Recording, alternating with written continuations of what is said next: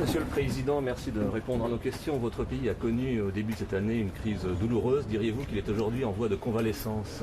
Quel est le pays qui n'a pas connu ça? Est-ce que vous prenez ce que je parle dans les pays arabes maintenant? Nous ne sommes pas en convalescence. Ce qui nous est arrivé arrive à tout le monde, dans tous les pays. Des moments de difficulté, d'incompréhension entre les Guinéens. À part ça, tout va bien. Je crois. Parmi les issues politiques qui ont permis de dénouer la crise, il y a eu la nomination de votre Premier ministre actuel, M. Kouyaté. Ça n'a rien à voir avec ce qui est arrivé.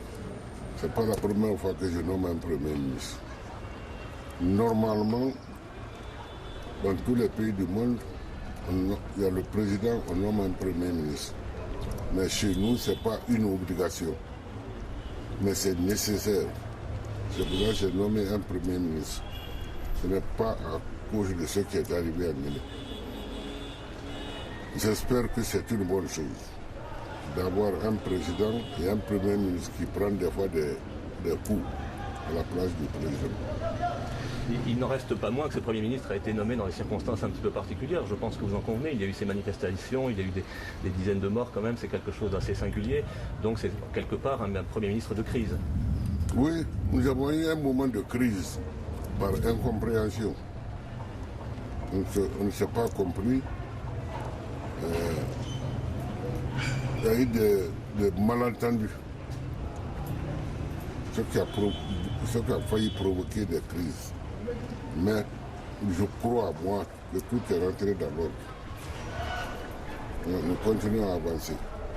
Dans tous les pays démocratiques, il y aura des problèmes comme ça. Donc cette crise fait partie du passé, Monsieur le Président. Mais bien sûr que c'est passé. Ou bien. Est-ce que cette crise a donné des idées aussi? Ou bien vous croyez que nous sommes encore en crise? Nous ne sommes plus en crise, il y a eu des moments de difficulté, c'est vrai, d'incompréhension entre les Guinéens, mais moi je crois que tout est rentré dans l'ordre maintenant. Cette crise de janvier a donné des idées aussi aux militaires qui ont manifesté ces derniers temps pour exiger. Moi je suis militaire. Que si les militaires ont eu des idées, c'est pour m'appuyer. Ils ne veulent pas que les civils se moquent de moi. C'est tout. Et si les civils avaient réussi à faire ce qu'ils voulaient, les militaires auraient fait autre chose. Donc c'est une chance que nous avons eue, que les civils ont échoué. Vous êtes allé au camp Alpha Yaya, franchement, au bon moment de la crise. Nous avons admiré votre courage. Parce que c'est pas non, ça c'est pas un courage. Je regrette, mais c'est pas un courage. Le camp Alpha est sur moi. Je suis mieux au camp Alpha qu'en ville. Je suis parti voir mes compagnons d'armes.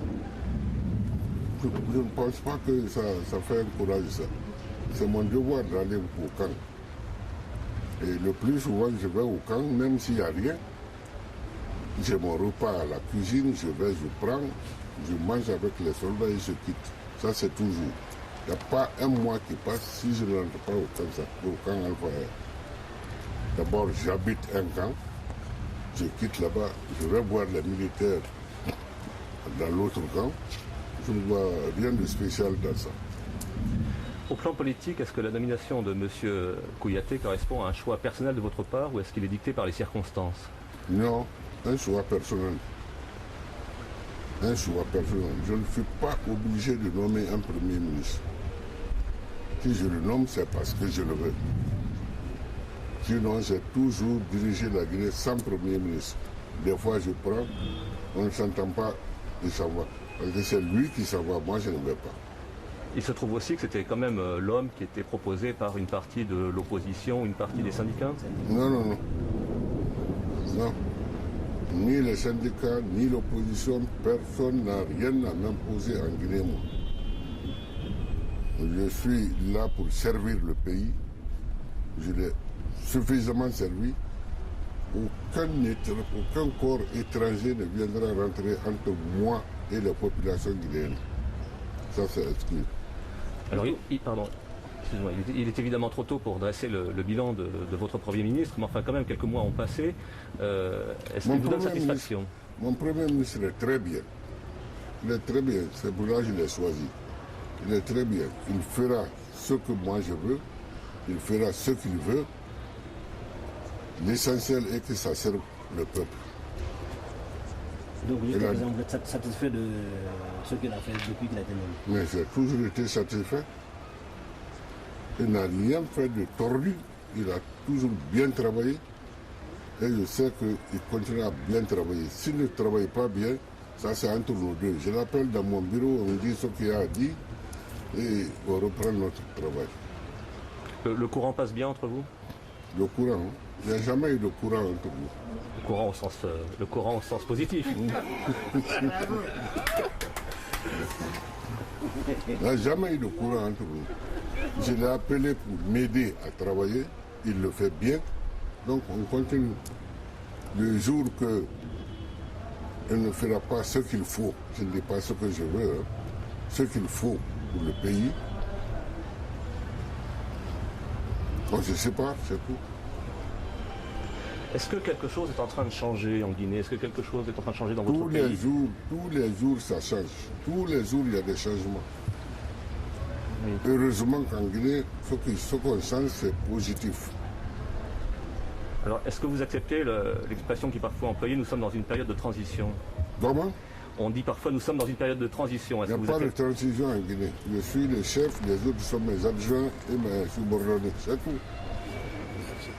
Il n'y a pas de transition ici. L'administration à l'intérieur du pays est un peu fragilisée depuis les événements. Non, c'est pas vrai. C'est faux.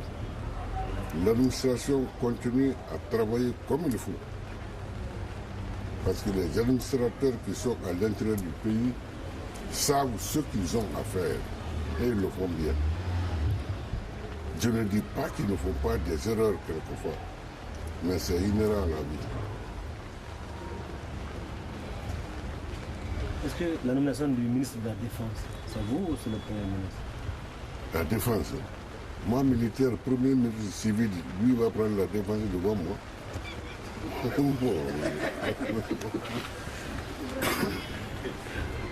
Sauf si je nomme quelqu'un à ma place, mais sinon c'est moi le ministre de la Défense. Je peux nommer quelqu'un pour me représenter. Comme actuellement, comme c'est le cas aujourd'hui. Mais ça aussi, le ministre de la Défense ne sera jamais un civil. Il sera un militaire. Même si moi je postule, vous n'êtes pas maintenant les années. Non, non, non. On n'a pas le droit. Ok. Après. Merci, monsieur le Président. Que des erreurs ont été commises, peut-être par vous, au cours des dernières décennies. Mais ça se commet partout. Lesquelles, à vos yeux? Qu'est-ce qui serait à revoir si une deuxième vie vous était offerte? Dans la vie, il y a toujours un changement. Il y a toujours quelque chose qu'on fait aujourd'hui, qu'on regrette, qu'on n'a pas dû faire, qu'on reprend pour que le monde avance. Et quoi, dans votre cas, dans votre itinéraire, quoi? Ah, mais il y a eu beaucoup d'erreurs. Je ne suis ni un diable, ni un demi-dieu. Tous les hommes font des erreurs, mais ça se rectifie très vite. Il suffit de reconnaître qu'on a fait une erreur. Même ton subordonné, si te dit que tu as fait l'erreur, il faut accepter. Et vous diriez que c'est ce qui est en train de se passer, c'est une rectification d'erreurs passées? Mais ça, il y en a toujours et partout. On fait aujourd'hui, demain, on sent qu'on s'est trompé, on refait, on reprend. C'est pas honteux, ça. Quand on est en erreur, il faut avoir le courage de le reconnaître.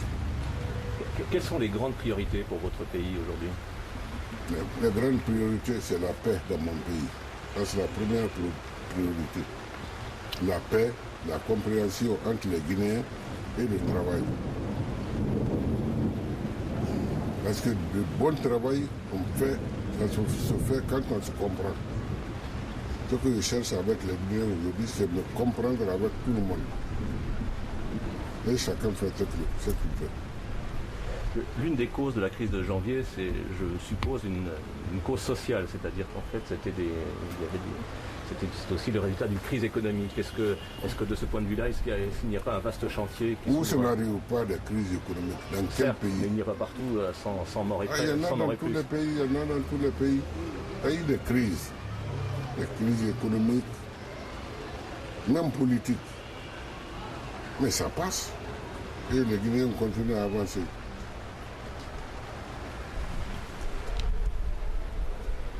Vous direz qu'il y a une responsabilité collective de la classe dominante, économique dominante guinéenne? Non. Une erreur n'est jamais collective. C'est toujours individuel. Il y a toujours quelqu'un qui se trompe. Dans son erreur, s'il reconnaît qu'il s'est trompé, c'est lui qui fait marche arrière. Parce que la Guinée doit avancer. On avance avec des erreurs, ça se commet partout, dans tous les pays du monde. Mais cela ne doit pas arrêter l'avancée du pays. Et quelle réforme peut aujourd'hui rétablir la confiance du peuple guinéen? La conscience du peuple guinéen est bien établie. Très bien établie. Quelques moments d'incompréhension peut-être. Mais les Guinéens se comprennent bien, s'acceptent bien et ils avancent ensemble. Merci, M. le Président. Vous êtes fatigué? Moi, ça fait signe que je viens. Ça fait signe qu'il fait. C'est qui se fatigue. Le Bréda. C'est bon. Félicitations. Bravo, bien. Merci bien. Merci, M. le Président.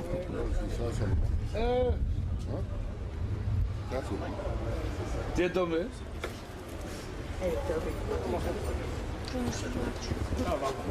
Bâti. Pourquoi? Regarde, il s'est battu à l'école. Si je...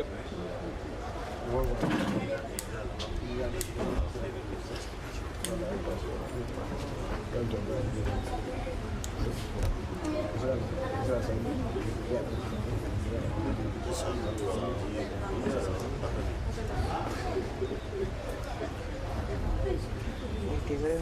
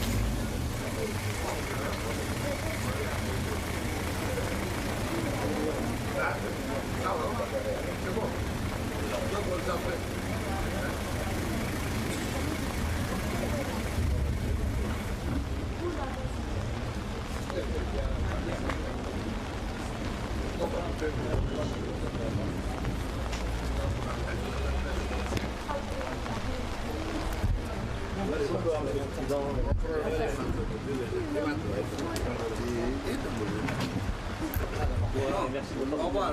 Merci.